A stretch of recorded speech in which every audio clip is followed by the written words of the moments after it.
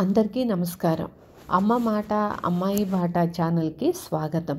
కథ చెప్పుకుందామా? బేతాళ కథలు. అరుగు మీద హనుమయ్య.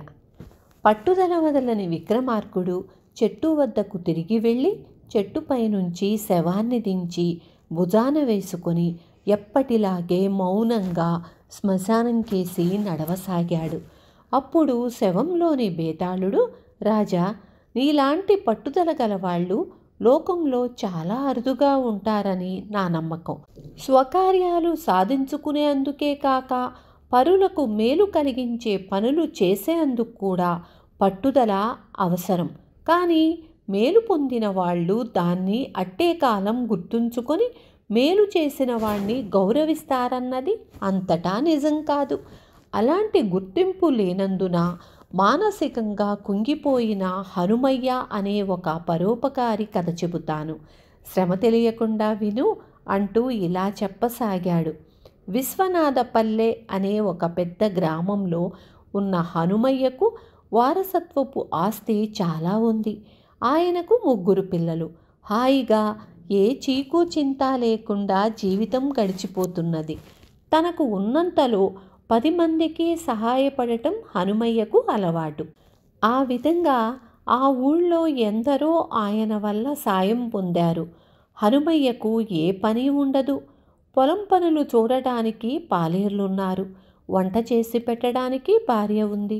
ఇంటి పనులు చూడడానికి పనివాళ్ళు ఉన్నారు. ఆయనకు బద్ధకం కూడా ఎక్కువ కావటం వల్ల తన ఇంటి అరుగు మీద కూర్చొని వీధిలో వచ్చేపోయే వాళ్లను చూస్తూ ఉండేవాడు.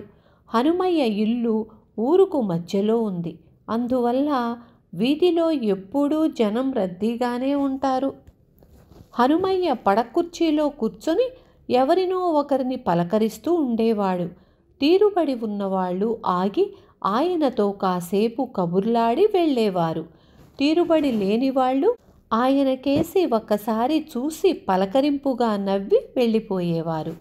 ఒకరోజు హనుమయ్య అలాగే చంద్రన్నను పలకరించాడు. వాడు ఎక్కడికో హడావిడిగా పోతూ హనుమయ్య పిలుపు వినలేదు. చంద్రన్న హనుమయ్య దగ్గర 25 వరహాలు అప్పు తీసుకొని 6 మాసాలయ్యింది. ఇంతవరకు ఒక్క వరహా కూడా అప్పు తీర్చలేదు. హనుమయ్య తీర్చమని అడగనూ లేదు. ఎప్పుడు కనబడినా ఒక్కసారి వినయంగా దండం పెట్టి మరీ వెళ్ళిపోయేవాడు. ఆ రోజు పిలిచినా పలకలేదు. మనుషులు కృతజ్ఞులు, చేసిన మేలు ఇట్టే మరిచిపోతారు అనుకున్నాడు హనుమయ్య. ఆ తరువాత కొంచెం సేపటికి వీధి చివర ఒక గుర్రబండి ఆగటం హనుమయ్య చూశాడు. బండిలో నుంచి దిగిన వాళ్లను హనుమయ్య దూరాన్నుంచే గుర్తుపట్టాడు. వాళ్ళు లక్ష్మి, ఆమె భర్త వీరన్న. లక్ష్మికి వీరన్నకు పెళ్లి కుదిర్చింది హనుమయ్యే. వీరన్న తరపు వాళ్ళు కట్నం ఇంకా ఎక్కువ కావాలంటుంటే హనుమయ్య కల్పించుకొని లక్ష్మి గుణగణాలు వర్ణించి సంబంధం తప్పిపోకుండా చేశాడు. లక్ష్మి కాపురానికి పట్నం వెళ్లే రోజున హనుమయ్యతో, మీ రుణం ఈ జన్మలో తీర్చుకోలేను బాబుగారు అంది. వీధి దాటి సందు మలుపు తిరిగితే వాళ్ల ఇల్లు. భార్యాభర్తలు కబుర్లు చెప్పుకుంటూ తమ ఇంటి ముందుకు రాగానే హనుమయ్య, ఏమే లక్ష్మి, ఇదేనా రావడం అని అడిగాడు. లక్ష్మి హనుమయ్యను చూడలేదు. అతడి పలకరింపు వినలేదు. భర్తతో పాటు ఆయన ఇల్లు దాటి వెళ్ళిపోయింది. మళ్ళీ హనుమయ్య మనసు చివుక్కుమంది. చేసిన సాయం మనుషులు ఎంత త్వరగా మరిచిపోతారు అనుకుని చాలా బాధపడ్డాడు. మరి కాసేపటికి వీధిన పోతూ బడిపంతులు కనిపించాడు. పంతులకు హనుమయ్య కారణంగానే ఆ ఊళ్ళో ఆశ్రయం దొరికింది. కట్టుగుడ్డలతో పంతులు ఆ ఊరు వస్తే హనుమయ్య అతన్ని తన ఇంట్లోనే ఉంచుకొని అతడి చేత చిన్న వీధి బడి పెట్టించాడు. ఇప్పుడు పంతులు సొంత ఇల్లు కూడా కట్టుకున్నాడు. అందుకు కూడా హనుమయ్య కొంత సాయం చేశాడు. ఆగవయ్యా పంతులు, ఏమిటా హడావిడి అన్నాడు హనుమయ్య. పంతులు ఒక్క క్షణం ఆగి, పండగ దగ్గరలోనే కదండి, హడావుడే మరెప్పుడైనా వచ్చి తమకు కనిపిస్తాను అని వెళ్ళిపోయాడు. నాతో కాసేపు కబుర్లు చెప్పాలంటే అందరికీ హడావిడే. పిలిచానన్న గౌరవమైనా లేదు అని హనుమయ్య బాధపడుతూ ఉండగా ఆ దారినే పోతున్న శెట్టి ఆగి, "దన్నాలు హనుమయ్య బాబు" అన్నాడు. పొరుగుళ్ళో దివాళా తీసి ఈ ఊరు వచ్చాడు శెట్టి. హనుమయ్యే అతనికి డబ్బు సాయం చేసి మళ్ళీ వ్యాపారం పెట్టించాడు. శెట్టికి జాతకం తిరిగింది, బాగా సంపాదిస్తున్నాడు. "అలా కూర్చోవయ్యా, కబుర్లేమిటో చెప్పు" అన్నాడు హనుమయ్య. "కూర్చోగలగడం మీ పోటీ వారికే చెల్లింది. కష్టపడందే మాకు రోజులు ఎలా గడుస్తాయి బాబు, కనపడ్డారు కదా అని పలకరించాను అంతే" అని శెట్టి వెళ్ళిపోయాడు. వీడికి నా డబ్బు కావాలి గాని నాతో కొంచెం సేపైనా కూర్చొని మాట్లాడటానికి మాత్రం ఇష్టం ఉండదు అనుకున్నాడు హనుమయ్య.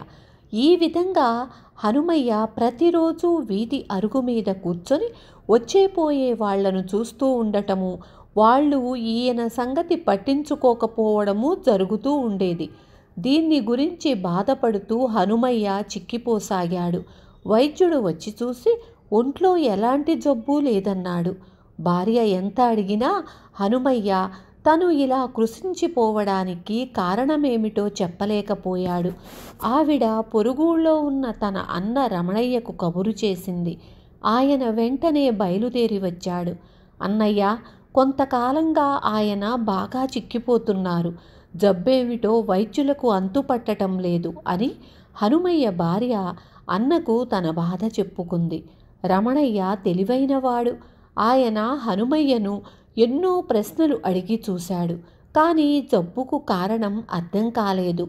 ఆయన హనుమయ్య దినచర్య అంతా అడిగి తెలుసుకున్నాడు.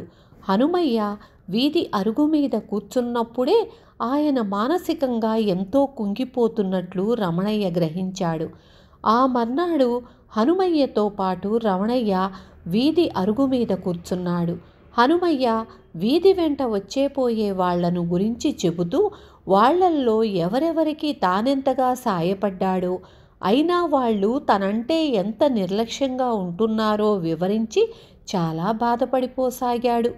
రమణయ్య చాలా తాపీగా, "బావా, నువ్వు చెప్పింది నిజమే. నువ్వంటే ఎవరికీ లక్ష్యం లేకపోవడానికి కారణం తెలుసా? ఈ ప్రపంచంలో బద్ధకస్తుణ్ణి ఎవ్వరూ గౌరవించరు.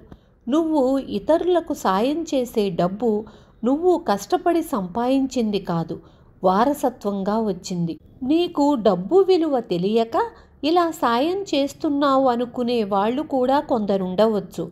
కష్టపడి పనిచేయడం అలవాటు చేసుకో" అన్నాడు. హనుమయ్యకు బావమరిది సలహా నచ్చి ఉండాలి. ఆ రోజు నుంచి తన పనులు ఇతరుల మీద వదలక తానే స్వయంగా చేసుకోవడం అలవాటు చేసుకున్నాడు.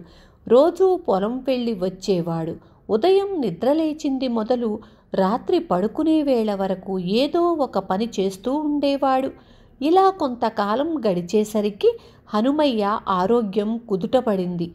ఊళ్ళో తన పట్ల గౌరవం పెరిగినట్లు కూడా ఆయనకు తోచింది. బేతాళుడు ఈ కథ చెప్పి, "రాజా, హనుమయ్య నుంచి సాయం పొందిన వాళ్ల ప్రవర్తన పట్ల నాకు కొన్ని అనుమానాలు కలుగుతున్నాయి. అతడి సోమరితనాన్ని వాళ్ళెందుకు అంతగా పట్టించుకోవాలి? అతడి మంచితనాన్ని గుర్తించి గౌరవిస్తే సరిపోతుంది కదా. హనుమయ్య సోమరితనం వల్ల వాళ్లకు కలిగిన హాని ఏముంది?" ఈ సందేహానికి సమాధానం తెలిసి కూడా చెప్పలేకపోయావో నీ తల బద్దలవుతుంది అన్నాడు. దానికి విక్రమార్కుడు, "హనుమయ్య పట్ల గ్రామ ప్రజలెప్పుడూ ఒకే అభిప్రాయంతో ఉన్నారు. ఆయన మంచితనం, దానగుణం అంటే వాళ్లకు చాలా గౌరవం ఉంది. ఆ సంగతి వాళ్ళు ఆయన పలకరించినప్పుడల్లా వ్యక్తం చేశారు. అయితే హనుమయ్య అలా సోమరిగా అరుగు మీద కూర్చొని తనకు తానై మానసికంగా కొన్ని చిక్కులు, సమస్యలు కల్పించుకున్నాడు.